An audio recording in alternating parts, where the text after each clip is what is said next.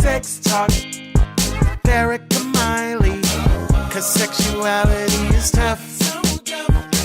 And okay, sex just isn't good enough, no. Sex Talk with Erika Miley. Hey folks, welcome to Sex Talk with Erika Miley. Erika Miley here.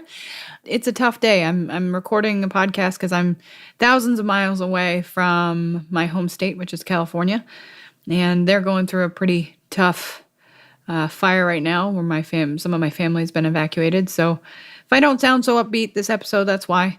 I'm trying to do my best to keep myself distracted while in the face of worry. But back to why we're here. I'm here today. I want to talk about relationship killers.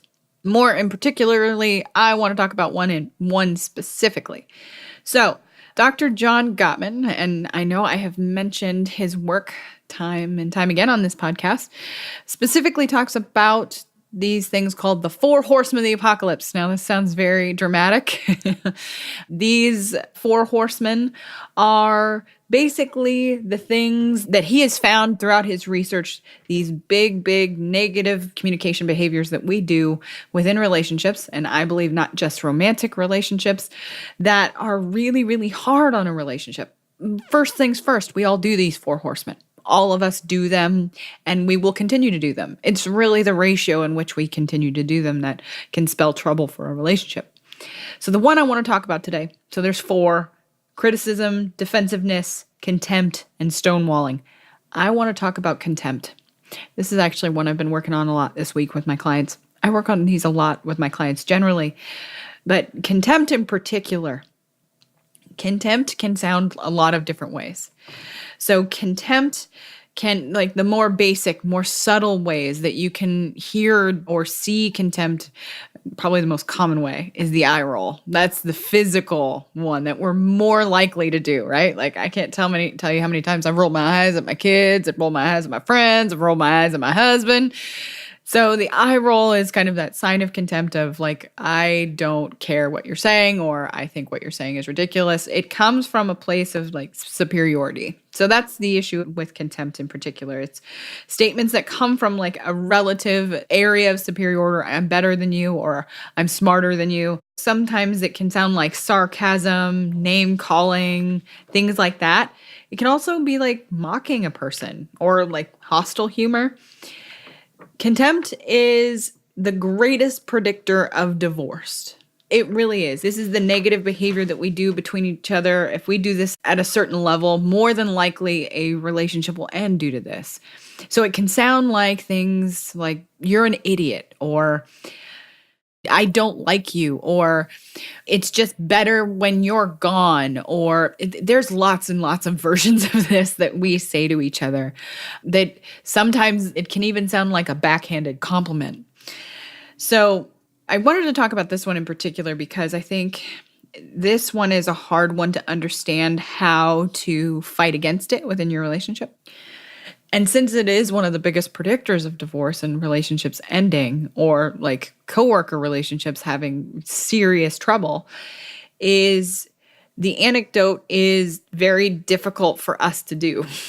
So one of the things that I've talked about before is the concept of if a relationship is about, or the interaction is about winning or losing, both parties lose.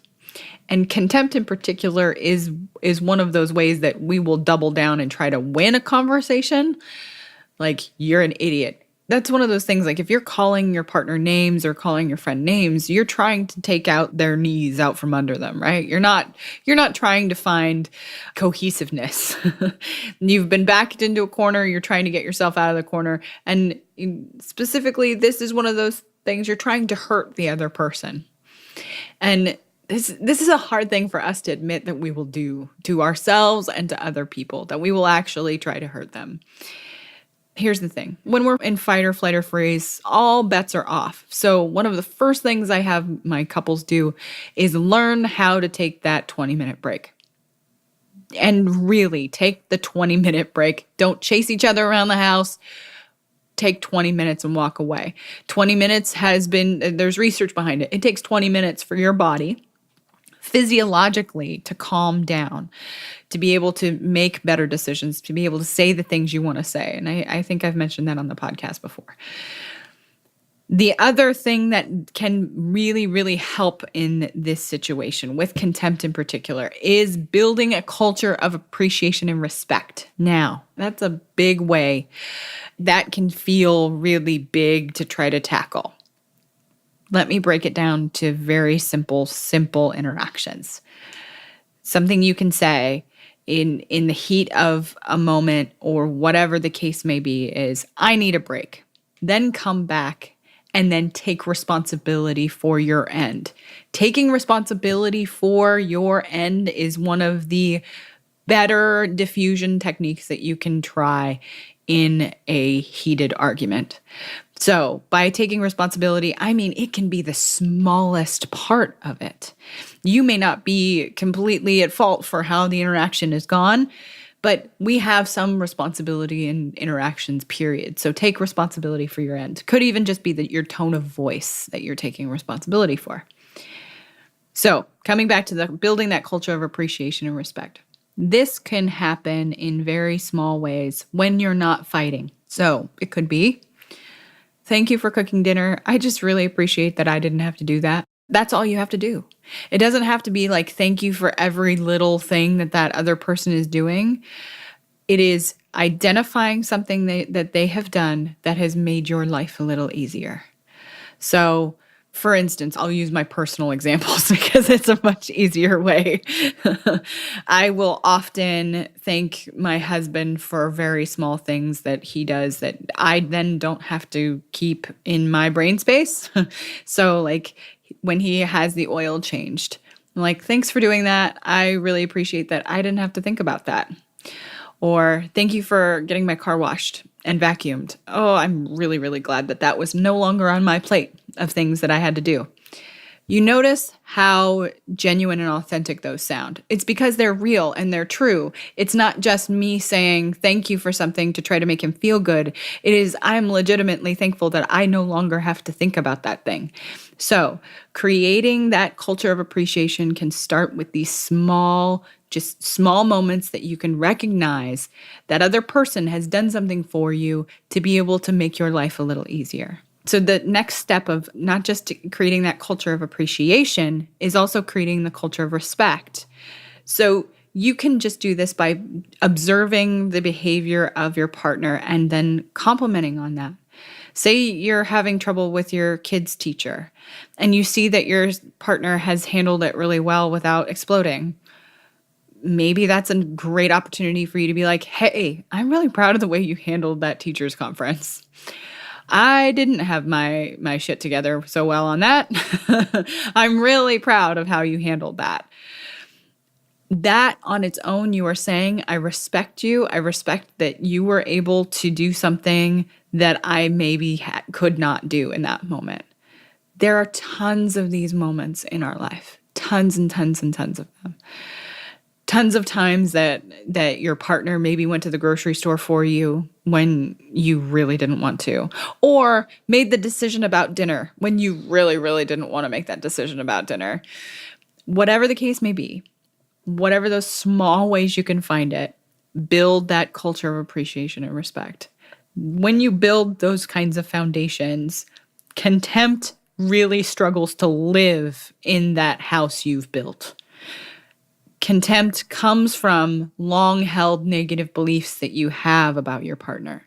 So if you can shift those beliefs or shift how you see your partner generally, it really, really can reduce the number of instances of contempt in your relationship. And I say reduce the number of instances because that is really ultimately the most important part. Dr. Gottman believes in the magic ratio. And it's not magic. He just calls it the magic ratio. It is 5-1, 5 positive interactions to 1 negative interaction. Now, mind you, these interactions and the ratio changes throughout the day.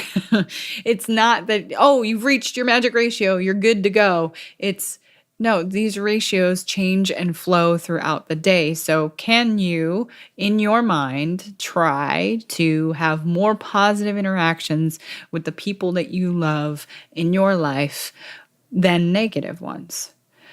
It seems kind of like a simplistic idea, but honestly, it is something very real and something very tangible you can do to change the tide of how your relationships turn out.